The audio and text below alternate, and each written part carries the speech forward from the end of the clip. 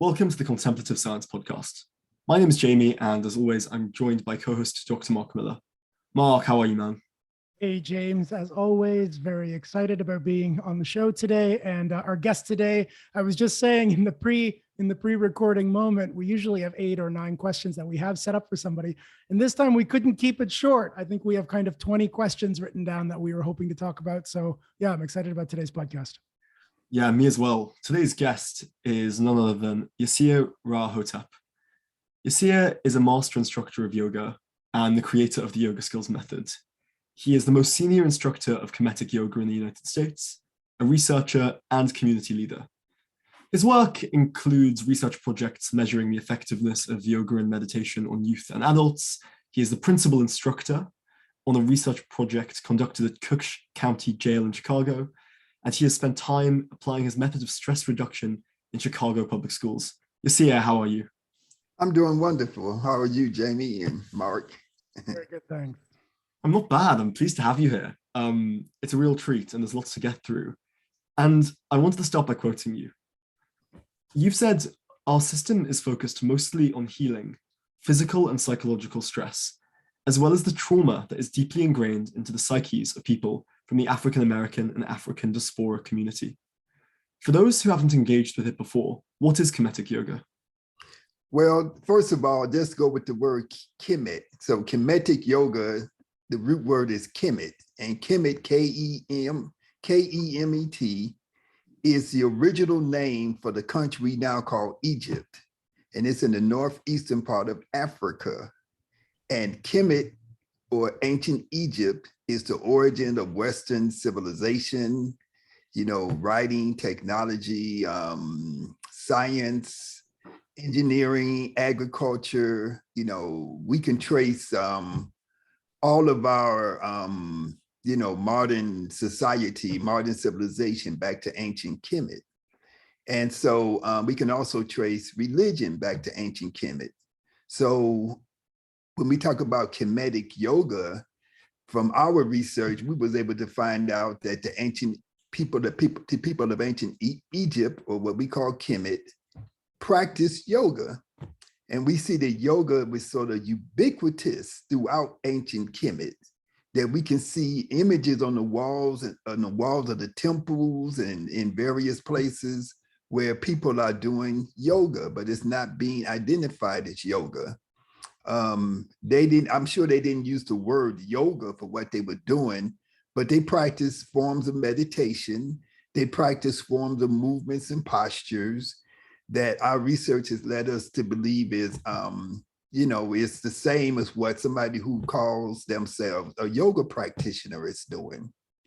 So what we have done, is to investigate and look at the different symbols, right?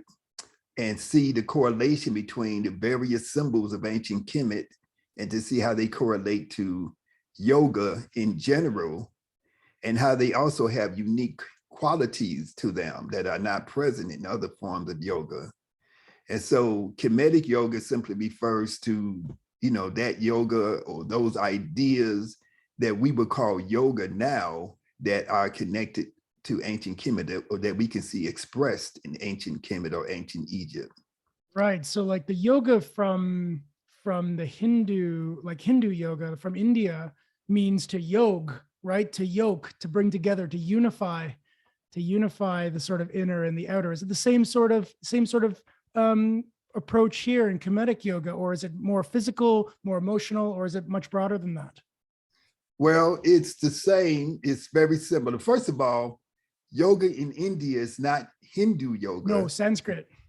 Yeah, but yoga existed prior to Hinduism. Hinduism is a religion, but yoga has been incorporated into Hinduism by the people who founded that religion, okay? Right, that's right. So that's the first thing I would say. Yeah, true. And also yoga, from our Kemetic perspective, the guiding principle of ancient Kemet is a concept called Ma'at. And so Ma'at means that the nature of the universe is composed of 5 qualities: order, balance, harmony, justice, and reciprocity. And so that is our guiding principle, that our goal is not necessarily to say, we use the word yoga so people can understand that we're talking about, this yoga practice, but our guiding principle is called ma'at. So we're not necessarily trying to yoke, even though that may be a part of the concept. When you hear the word yoke, is related to yoga, it means that I am trying to I am trying to guide myself. I'm trying to bring myself to a situation where I want to be able to have self-guidance, right? Because when you yoke an animal, right, you yoke a beast of burden, like an ox or a mule or something. You put something around their neck and you guide and you direct them. And so so using that term is a very kind of gross type of term to me. To me, it's like I want to develop the internal capacity to be self-guided, so that I am not under the influence of external forces that are telling me what to believe, what to feel, how I should behave, how I should react. That I am doing this for my internal self-propulsion. And so in doing that, we relate back to the self. And this is still part of yogic philosophy, relating back to the self, connecting back to the true self, so that we can connect to the reality, because reality is internal, it's not external. So reality is something that exists inside of us. The power of the creator, the power of spirit, it connects internally.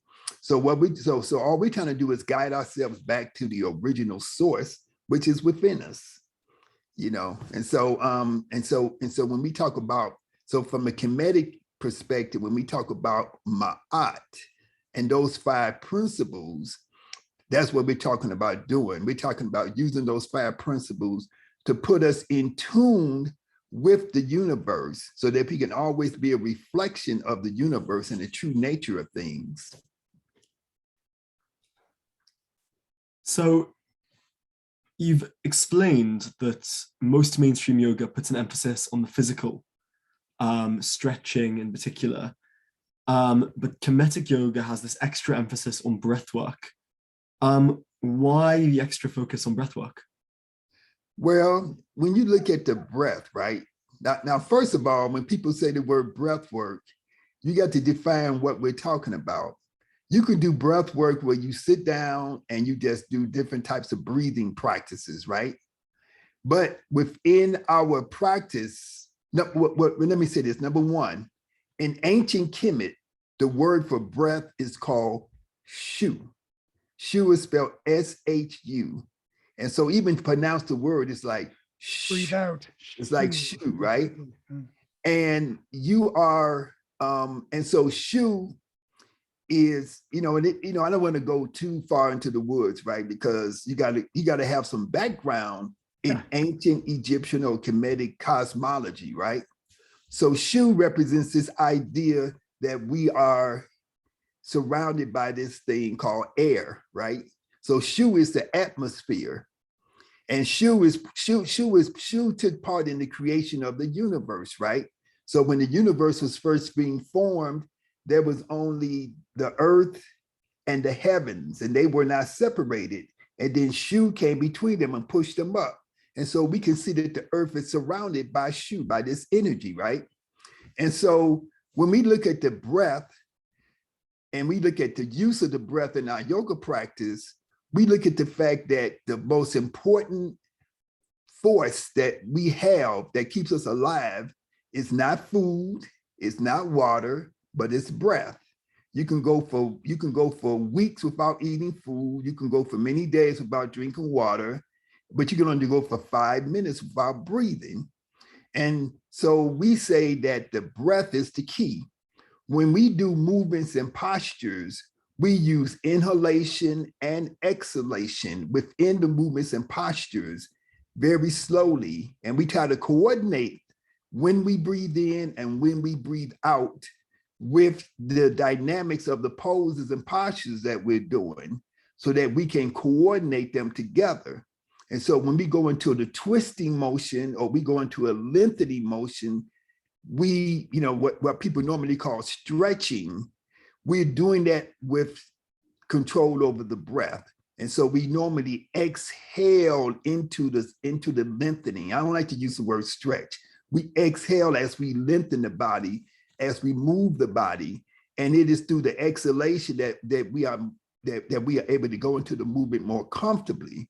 And we're able to release resistance in the body. So we use terms like, we're not trying to stretch, we're trying to release resistance so that the body can naturally lengthen itself, right? But the purpose, so what is the purpose of doing movements and postures? It's not to stretch, it is to realign the body. It is to get the body in its proper alignment so that the body can operate properly. Also, we also recognize that the movement and the flow of energy is connected to the breath. And so when we move the breath, when we breathe in, we create a dynamic where the life force is rising up from the lower chamber of the body, up to the crown of the head. And then it moves to the middle of the forehead. And we see this image of people, or like the kings of Egypt, when they have a snake on the middle of their forehead. And we can see that that snake is moving from the back of the neck up through the middle part of the brain, and it goes into the middle of the forehead. And we say, well, why is that? Because that represents the movement of energy. The snake, the serpent, what they might call Kundalini in the Indian context, it always represents this idea of internal life force, and it's moving. And so we say, why did the ancient Egyptians put this snake on the forehead? Why do they have it moving up, dividing the brain, dividing the head into two hemispheres of the brain? Why does it swirl when it gets to the middle of the forehead? You have to see images of this, right? And so, our practice is to say, within our practice, we say that we are moving this energy. So when we breathe in, the energy moves up the spine, just like we said, the Kundalini energy begins at the base of the spine, it moves up the spine, it moves up to the crown. But we also say that it moves into the middle of the forehead, right? So we're trying to duplicate that in our practice, right? Because we also use the 7 principles of ancient Kemet. So the 7 principles are what people normally call Hermetic philosophy, but we call it Kemetic philosophy because that's where it originates from. And so one principle is called the principle of correspondence, as above, so below. And so we want to make our bodies a reflection of the above. We want to make our bodies, our consciousness, a reflection of the macrocosm, right? And so we want to move energy. We want to duplicate that. So when we're doing a posture and we breathe in, we draw the energy up the spine, we move it to the crown, we move it to the middle of the forehead. When we breathe out as we go through that posture, the energy moves to the arms, into the hands, down the legs, and into the feet. That's the way we conceptualize it, and that's the way we visualize it. And so when you do that, it's clearing up blockages, energy blockages. We know that from energy work, like from acupuncture, that the theory is that illness, whether it's physical, emotional, psychological, is the result of blockages in the flow of energy, right? And we know that we have energy channels that move through the body. And we know that our ancestors in ancient Kemet knew of these energy channels. They knew of what we call chakras. In yoga, in Indian yoga, they use the term nadis for these energy channels. In acupuncture, they use the term meridians. And so we have similar types of concepts in the ancient Kemetic record, that there are energy channels. And so we know that keeping these energy channels open and allow the energy to flow is very important for healing ourselves and for evolving ourselves, for evolving our consciousness into a place where we can then become aware of our true nature, right? And that's what yoga is about. Yoga is about how can I become aware of my true nature and then connect with that and come to a state of self-realization, right? That's what yoga is about. So we just basically taking all of those different elements of things that people already know, whether they're talking about yoga or Tai Chi or Qigong or various systems throughout the world, that we just sort of putting them back the way they're supposed to be, so that we're not stretching, we're not going to a yoga class so that we can say, I want to get the yoga butt or the yoga thighs, and that's what my emphasis is on.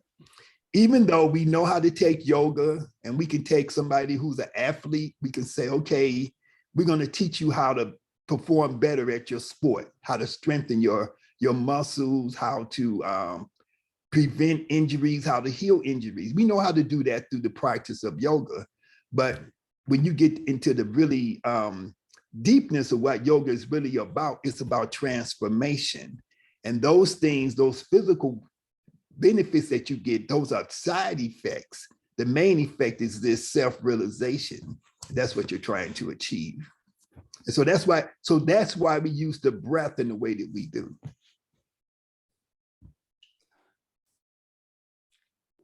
There's so much in there. To return to that initial quote, you said that it helped, the above effectively helps heal psychological and physical stress. Is that mainly then through the unblocking of those energy channels? It means that, yes, that's a major part of that is unblocking those energy channels, allowing the energy to flow. It's just like if you have, a common analogy is like if there's a stream of water, and then like a log falls in the water and blocks the flow of the stream, and the water starts to become stagnated, right? And so that stagnation that we see is the dis-ease, and it can manifest physical, where you can have a tumor, you can have a disorder that the doctor would put some kind of name on, or you can have a psycho-emotional issue, right? And so all of it comes from the blockage in the flow of energy. So we try to unblock that energy, and but unblocking the energy and allowing energy to flow is the first step. Then you have to start to work on, well, what do I consume? What do I eat? What kind of food do I put into my body? Do I put healthy things, or do I put processed and toxic foods into my body? Do I put toxic alcohol, toxic cigarettes, toxic other, substances into my body? You have to get rid of those things. So the learning how to breathe and use the breath and start that process is only the first step. Because a lot of things that we do in our lifestyle, like being sedentary, eating the wrong types of foods, and taking in other substances that are not healthy for us, also cause a blockage in the flow of energy. But what the breathing does is that it activates the parasympathetic part of your autonomic nervous system, which in turn brings you into a state of calmness, into a state of focus. And it takes away a lot of the, the tension and the stress and all the different psychological issues that are distracting us away from who we really are and causing us to engage in behaviors which are self-destructive. So breathing is like something that you do to break the cycle. Okay, because you're on a feedback cycle of stress, reaction, and then the reaction to stress causes more stress. You feel stress, so you go smoke cigarettes. The cigarettes cause you to have other type of dis-ease. So that causes you to have more stress. So then you do something even more dangerous or detrimental to yourself than smoking a cigarette. So you're on this vicious cycle. So breathing breaks the cycle. Breathing clears the mind, and then it allows you to be able to see more clearly what are you doing and what is the danger, and gives you a greater disincentive to continue in that behavior. So if that's the mechanics, I now want to turn this to the application. You've been involved with numerous projects in the application of the Kemetic Yoga, but really Kemetic Yoga for recovery. And I want to talk about Cook County Jail in Chicago. Can you tell us what the project is there? Well, there was a project that was funded through the I think it was the I think it's the CDC, Centers for Disease Control in the United States. And I think it was about a $3 million grant that was given to Chicago State University. Chicago State is like a community university, you know, it's in the hood in Chicago, and it sort of serves mostly African-American population of students. And so it was sort of a big thing for this university to get, you know, to get such a grant. And so the grant was to go into Cook County Jail and look at issues of, Cook County Jail is the jail in Chicago, right? Chicago is in the county of Cook. And so when you get arrested in Chicago, they send you to jail, you go to Cook County. And so Cook County got maybe 12,000 inmates in it, right?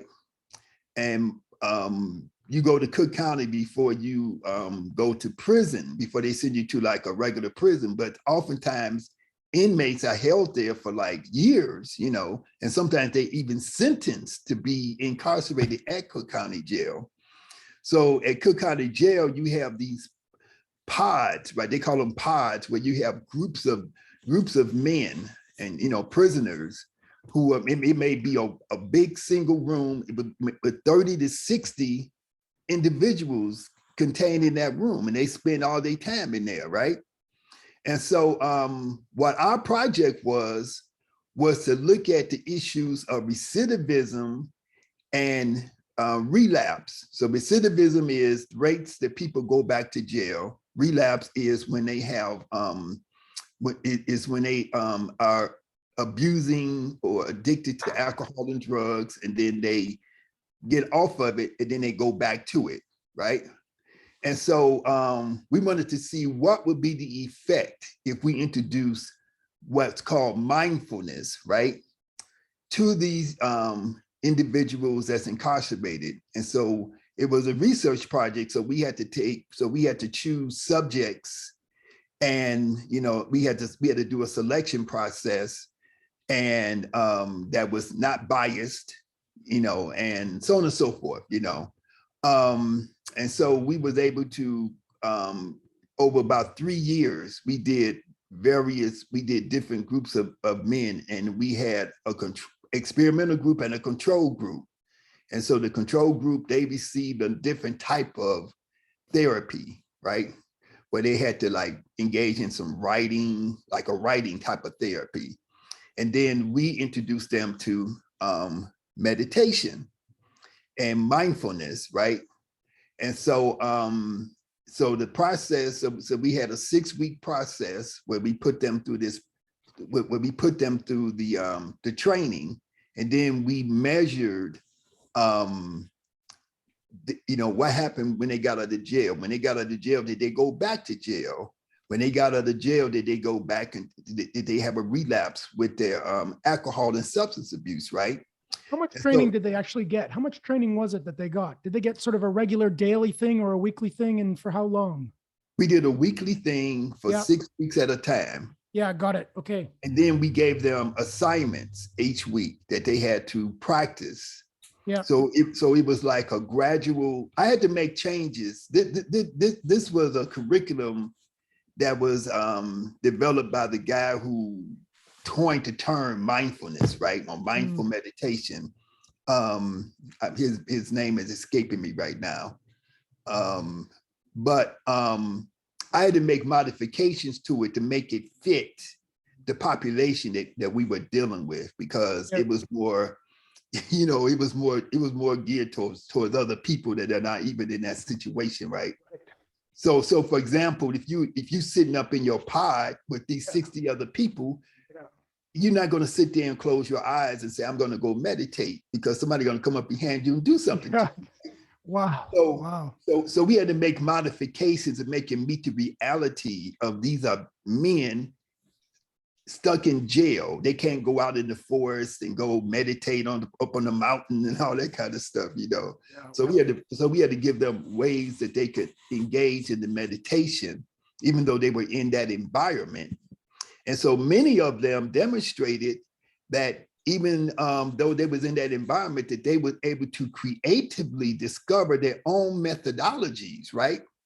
For finding for finding a space or a situation where they can peacefully meditate.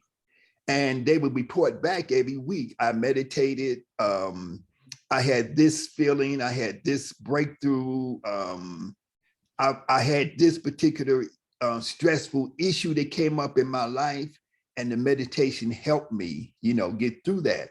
And so we were helping them to develop, resiliency.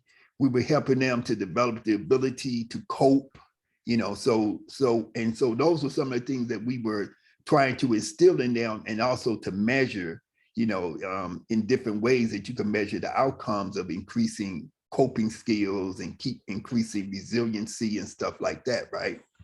And so overall, we was able to see that men who were, trained in meditation, mindfulness concepts and practices, that they were able to have a greater ability to not go back to jail and to not relapse, right? And even measured against the control group, the group that received the meditation, they did better. And part of what we were doing is like, getting them to have more self-awareness, right? Because oftentimes, when you find yourself in that situation where you are incarcerated and you're like, well, how did my life get to the point where I'm sitting up in jail? What mistakes did I make? What did I do that led me into this situation where now I'm in this miserable state? And so part of our training was like looking at triggers. What type of things can you identify that actually trigger you to do something that will cause you to get locked up, basically? And so identify your triggers. What type of things trigger you to want to engage in drugs and alcohol abuse? So identify your triggers. And then when you start to feel yourself maybe going into a situation where you may become triggered, or you feel the emotional or the energetic effects of this trigger starting to activate itself, then you have to intervene with it. And then intervention would be the breath. The intervention would be, I'm going to engage in this deep breathing. Also, so the thing with breathing, it does this. It gives you the ability to intervene and stop a process that may be self-destructive, but it also gives you, but if you engage in practice on an ongoing basis, it also fortifies you to be, it's sort of like an immunization, right? It's sort of like a vaccination. It immunizes you against the negative effects of stress. So even though you may be in a stressful environment, even though you may be in a stressful situation, you can, you can have resistance. You can have an internal resistance to engaging in a behavior that would be self-destructive, or that have a negative outcome. And that's one of the powers that as you all know, as meditators, you all know that meditation gives you that power. Yeah. Or were you it able to fortifies you? Yeah, exactly. Were you able to bring in, so that sounds like, a lot of those things I recognize from other sort of, like you say, there's like sort of basic mindfulness sort of packages that are being used in lots of ways. Did you get a chance to bring any of the sort of the Kemetic tradition into these sorts of spaces? Like, was there anything that you're able to bring? I suppose so, because you're bringing yourself, and it probably comes along with you, whatever you're doing. But I just wondered, like, if there's any of the some of the things you've told us already that sets Kemetic Yoga apart. Did any of that turn out to be useful or interesting, or maybe it was just not the right sort of space for that teaching to be elaborated? Yeah, well, I did introduce them to, ideas from ancient Kemet. In the beginning of our practice, we did ancient Kemetic yoga postures, right? So in the beginning, we would do some standing poses that was explained to them that these are poses and postures from ancient Egypt. And this is going to help you to release your stress. So we do certain postures that take the tension out of your neck, take the tension out of your shoulders, and it makes you feel better, right? And it also helps you to be able to become more aware. So for me, mindfulness is not just, sitting in a chair and doing these practices. To me, mindfulness has to be, I'm going to do something with my body besides just sitting down and doing practice, doing meditation. So the movements and postures that we did, we didn't have like a whole lot of time, but we did enough to let them see, if I do this, this is going to help my back. This is going to help my digestive system. This is going to make me feel better. This is going to open up blood circulation to my head so that I can think better. I can concentrate better. I can become more aware. I'm going to do these different positions so that I can breathe better, right? So now I can breathe better and I feel more alert and so on and so forth. So there was a combination. Actually, when I think about it, there was a combination of Kemetic yoga movements and postures along with the meditation and breathing and mindfulness practices. And that's how I sort of designed it. You find rooting these practices back from ancient Egypt is really a good way of communicating these things where you're teaching. That people feel sort of a connection back through the ages in a particular way. Well, this is the thing. The population that we were working with in the jail, they were mostly African American. And so there are unique issues with African American, with African people in general, and African Americans in particular, where we have been disconnected from our culture. If you're a European person, or person of European descent, you may take pride in your Greek heritage, your Roman heritage, your Celtic heritage, your ancient Germanic heritage, whatever, but people of African descent, particularly African Americans, we've been told that our history only goes back to slavery. So our connection to our past is that we got captured and put into slavery, was made to be servants to people without any compensation. So that's the only way that we think about ourselves. That's the way most of the people think about themselves. And so when you begin with that concept, you can see why so many people wind up going to jail, because they don't have anything to root them. So when you start telling them where your ancestors actually come from Africa, there was a history prior to enslavement, and you can trace your history all the way back to ancient Egypt and before ancient Egypt, because there was civilization and culture long before there was even something called ancient Egypt. So in the groups that we had at the jail, we also informed them about this history. It wasn't like a big part of it, but it was just enough to plant nuggets, plant little seeds of information into their consciousness. And I think all of it helps to contribute to a person being able to come to a different realization about who they really are and what their true potential is, and that they don't have to be somebody who's engaging in crime or engaging in negative self-destructive behavior. Yeah, I love this. And I hear you when you say, like, I see a relationship between what you said about blockages in the body. And now we're doing these practices in order to recreate a flow, to get the body working together again, really bringing the body back together with maybe the breath and the mind. And also this heritage of, there's a break there as well, isn't there?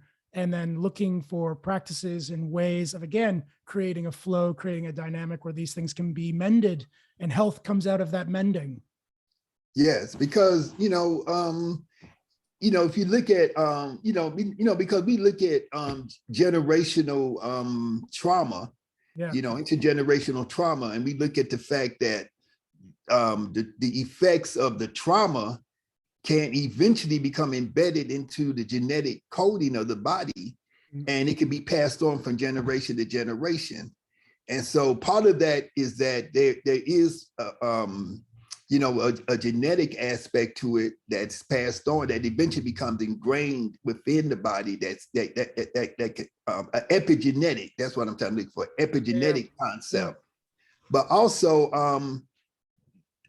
just the lifestyle habits, the improper food, the celebration of drugs and alcohol as being something that's desirable, the celebration or the embracing of the consumption of bad food, and putting a term like soul food on it, like it's good for your soul, in actuality it's the opposite, So a lot of those cultural That's bad marketing, isn't it? Yeah, soul food,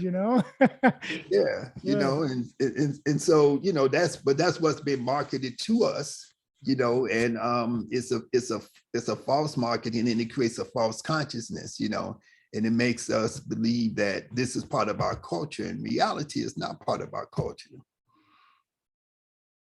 I like the link there to generational trauma, because you speak a lot about generational trauma, and particularly the way that the yoga can help address that. Have you found that this yoga, being something that's Egyptian, African, has helped members of the African American community in a way that other forms of yoga couldn't? Yes, and I think all forms of yoga are good, and I've, even in my practice, I've been influenced by, I've studied Iyengar, I've studied Satchidananda, I've studied Vishnu Devananda, when I was in my early stages of studying yoga. I read all the works of these people and engaged in their practices and stuff, But there's something to be said for having a connection with your direct ancestors. I view myself as an African. Okay, I'm born in Chicago and so on and so forth. Malcolm X said, if you take some kittens and put them in the oven, that don't make them biscuits, right?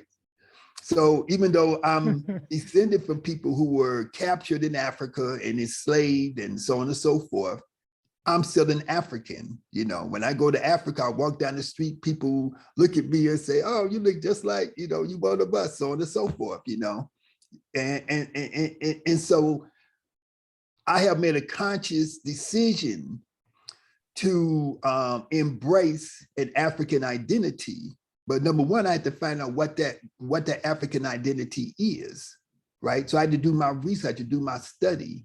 I had to have mentors who introduced certain information and concepts to me that I was able to follow.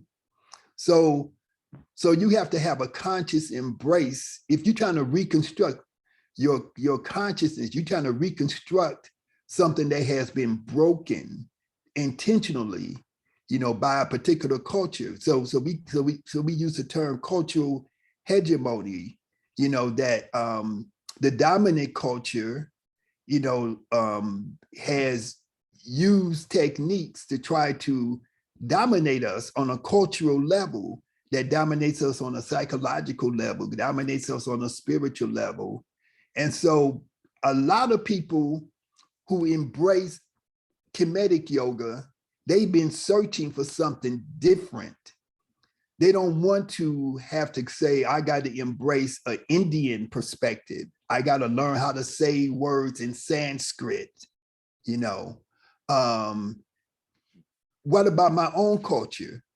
If Africa is the birthplace of humanity, if Africa is the birthplace of world culture and civilization, if the ideas of things like thinking, like in ancient Egypt, we have a a figure whose name is Thoth. His name is where the word thought, to actually think, comes from, to use the brain to think, to use the mind to think. This is an African concept. So why do I need to learn Sanskrit when it's something that came before Sanskrit? We know about Sanskrit and we know about yoga from that perspective because that culture has been retained. It's survived various invasions and so on and so forth, even though it has been altered. And that's what a lot of people need to look at, the alteration of the original culture and stuff in India. But so many people of African descent, they want to go beyond, and they want to find something that truly reflects their legacy. And so we see people from all over the planet Earth, African people within the African continent and from the diaspora, who are looking for an African approach, not just to yoga, but to all aspects of living. So we want to, so what we're looking for is self-definition, because this is what's going to restore our consciousness. This is what's going to restore our mind. This is what's going to restore our spirit by connecting with our ancestors. So we believe that our ancestors are not dead people, that the ancestors, the energy, the spirit of the ancestors still exist, and their consciousness exists in a way that you can communicate with them. So Black people, and I'm sure all people, right, whether you Black or white, but within my Black population, people, they could be Christian, they could be going to church and saying hallelujah and all that stuff, and they still recognize that my grandmama came to me last night in a dream, And this is part of what yoga is also supposed to help you to open up those faculties, right? To make you become more aware and to actually make you become more open and sensitive to the fact that there are more layers to reality than just the physical layer. And so you become more aware of the spiritual forces that surround you, the spiritual forces that protect you, right? My mother is passed away. My grandmother is passed away. My father and grandfather and great-grandparents are passed away, but they used to take care of me when they were alive. Do they not still have that same desire to care for me now that I am still here in the physical plane and they are on a higher plane, disembodied from this physical existence? So they have the capacity and the ability to influence events in my life from the spirit world. And this is part of Kemetic Yoga too, right? So I want to intune myself to the ancestors. If you read works like by my friend Carolyn Shola Ariwa, wrote a book called Opening to Spirit, she talks about how in the Yoruba tradition, the chakras are places, not just energy that like a kind of a, nebulous type of energy, but the chakras within your body is also the places where the spirits of your ancestors reside. And we move with the ancestors within us all the time. And this has always been a part of the African teaching, whether it was Kemetic or whether it was East, West, or South, or Central Africa, right? This has always been part of the teaching, but we have been cut off from that knowledge because we as African-American people and white people and European people have been taught that Africa doesn't have a history, that Africa is the lowest of the low, and that when you read the Bible, it say Africans and Black people are descendants of Ham and they're cursed to carry, to be slaves and all this kind of stuff, So, so these are things that we're fighting against, through our practice of yoga. It's not just, I'm going to do yoga so I can relax. It's not just, I'm going to do yoga so I can manage my stress or I can make my, I can stretch or even be healthy. I want to be healthy on a totality level, psychologically, psycho-emotionally, and spiritually, and connect back to my true self, which has to come from an African consciousness. I was going to say, intergenerational trauma has a different angle, a different flavor now, if you conceive of your ancestors as being something that in some ways you carry around with you, right? Because now when you're resolving intergenerational trauma, you're sort of resolving the trauma. It makes sense that that's your trauma because it was your ancestors and they're sort of inside you. Right. So we carry the ancestors and we carry the actual, what people commonly call deities. We carry these forces within us: the mind, the heart, the throat, the solar plexus. All of these are represented by various, what I commonly called in the Western context, deities, right? In ancient Kemet, we call them Neteru. And Neteru means a divine entity, a divine aspect of the one creator, right? So in the same way that Indian yoga identifies the chakras and say, this is the crown chakra, it represents this, the heart chakra represents this. You look at the chakras as representing different levels of your evolution, coming from the base chakra all the way up to the crown and so on and so forth. We have also been able to identify how the chakras are the characteristics of the chakras from an African perspective, you know. And so these things are different. If you go to China, if you go to Korea, if you go to Japan, they may talk about chi and ki. They may talk about the chakras and energy channel, but every culture has their own way of their own slant on these things, their own interpretation of these things. And when you really examine African culture, Africans have been talking about these things that we call yoga since the beginning of time. They just talk about it within their own cultural context. And so that's what's missing. That's why people say, oh, that's why some people say, oh, there was no yoga in Africa. Even when I read yoga books that's coming out of India, you know, I have read passages from some of the people that I like to read, right?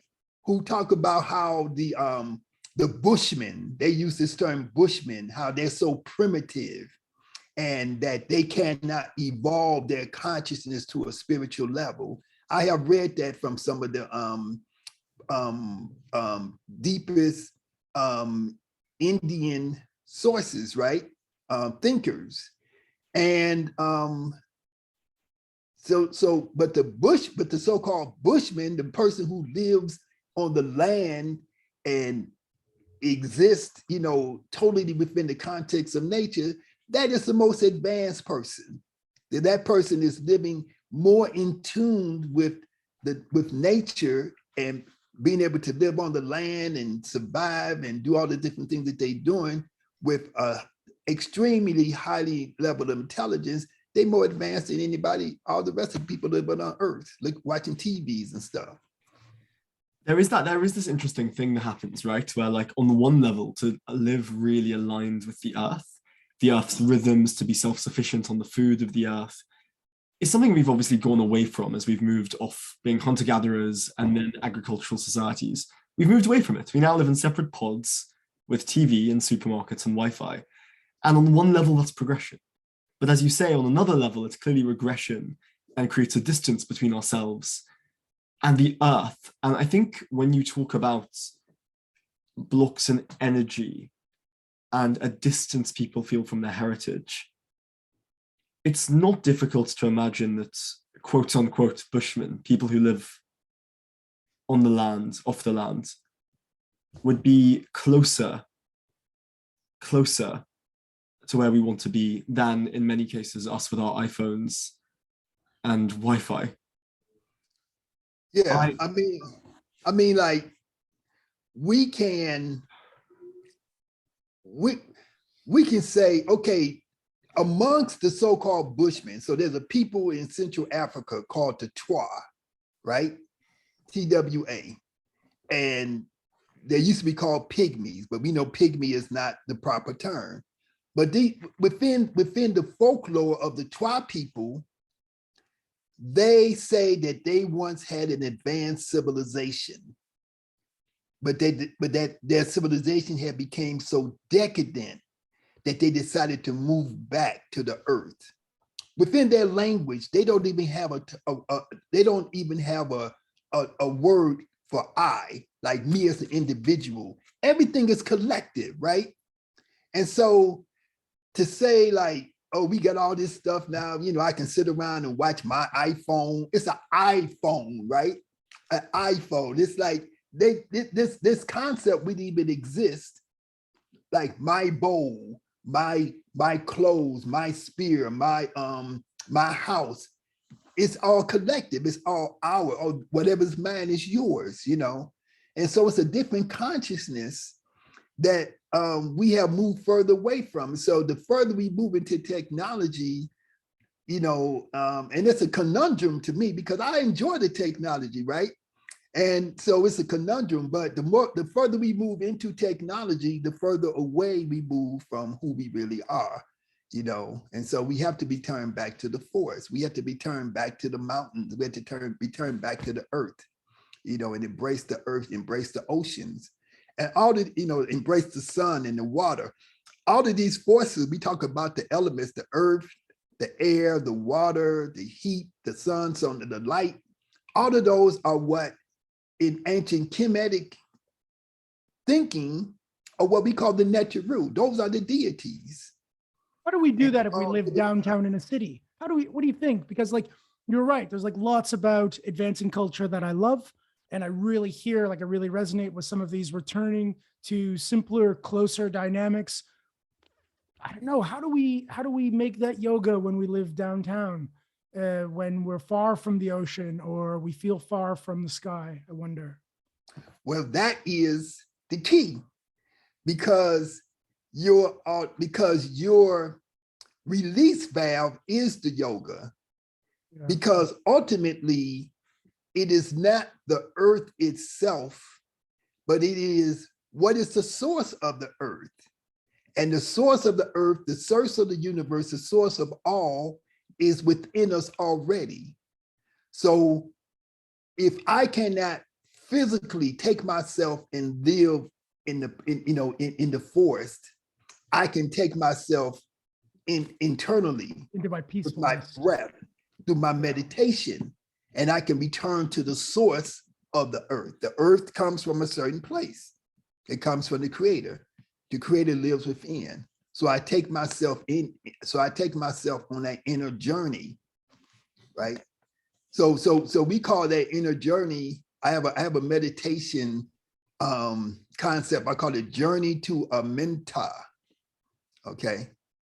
And so a menta in the Kemetic, if you read the books by the Egyptologists, they call a menta heaven. But if you look at the word amenta, it's A-M-E-N, like amen or amen. And then ta means land. So amenta is the land of amen. Amen. And amen literally means the hidden one. So the hidden one refers to that subconscious, subterranean reality from which everything comes, right? So if you look at science, they talk about dark matter, that everything that you can't see, everything, when you look at the space and you just see all this blackness, that's really where everything is at. That's really where everything, that's the reality of things. It's not the dark matter is more powerful and more significant than the stars and the planets and stuff that you're looking at, because everything, so that's what amen means.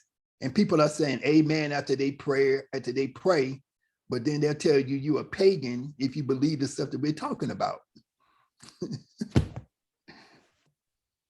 Yeah, Yirser, thank you so much for coming on. It's really interesting. It's not a perspective we've had before on the podcast. And a lot of the ideas, I'm reasonably secular. And to hear the idea of ancestors and it's such a rich set of new ideas. So I really appreciate you coming on and sharing them. Yeah, it was great. Well, I'm gonna tell you, I enjoy watching like shows on, especially during the pandemic. I watch these shows on Netflix. They got a lot of shows now. They talk about the Vikings and the old English type of stuff that was going on. And it was the same controversy. You had groups of people trying to maintain their connection to their ancestral ways, and they were having conflicts and warfare against the other Christianized groups of people, and they were going back and forth. And so there's a lot of if you look at current history now, you look at this invasion of the Russians against Ukraine, and you look at Putin's connection with the Russian Orthodox Church and all the things that they talking about. It's a whole lot of it's all of this ancient conflict. It's just remaining, reliving itself out. Yeah, right. Wow. It's just a continuation of the same old stuff from all of this so-called medieval, Middle Ages, ancient times. It's the same old stuff. I was teaching yoga in Guatemala a couple of years ago, and at the end we were singing to God. So we were singing to Ram and Sita, because this is the Hindu style in the yoga that I learned. And somebody said, isn't that cultural appropriation? Because you're singing to the wrong gods, you're singing to the Hindu gods. And I found myself saying, but I'm not sure which God you want me to sing to then, because I'm European descent. I don't know from where. I live in Canada. So am I Christian? Christian's a Palestinian religion. Am I Native Canadian? No, I'm not Native Canadian. I can't sing to Raven. Oh, am I Viking? How weird is that I would have to sing to Odin? I mean, it's very strange. This is like a human strange thing happening today, isn't it? Because I have no idea. So then I really, I love to hear these ideas of people being able to follow it back and find a root and find a basis. Feels really beautiful to me. Yeah, but the key of it is like nobody can necessarily answer that question for you. But the key is just having the awareness. And that's right. Every person, if they want to evolve, they have to question themselves. That's why I tell people all the time. Sometimes you have to question, why are you doing what you're doing? Why are you saying what you're saying? And then is this legitimate or not? So this whole idea of questioning and re-evolving yourself, that's something that all people have to go through. Yeah, love that. Thanks. This was really great. Yes, sir. Thank you so much for coming on. Okay, well, thank you very much.